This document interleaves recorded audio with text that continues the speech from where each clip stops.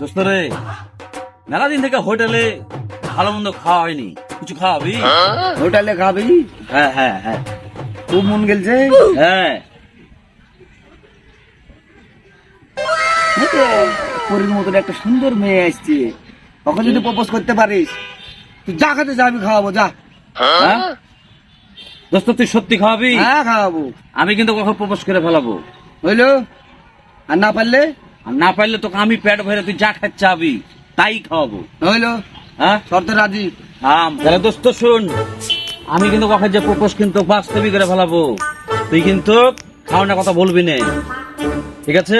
হ্যাঁ আমি গেলাম। আপু আপনার কি 1 মিনিট আমাকে সময় দেওয়া যাবে? আপনাকে চিনি না জানি না কেন আমি 1 মিনিট সময় দিব? একটু। I love you. ইয়াদব, চোরটা খাইয়ে নিতে হলো রে। এ তো আমি তোদের বাজিতে হেরে গেলাম, তো প্রেমের প্রস্তাবে কিছু বলি।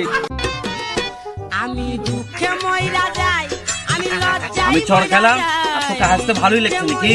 আমি লজ্জায় এ তো বাসিস তুই। কিন্তু বাজেট কি হবে এখন?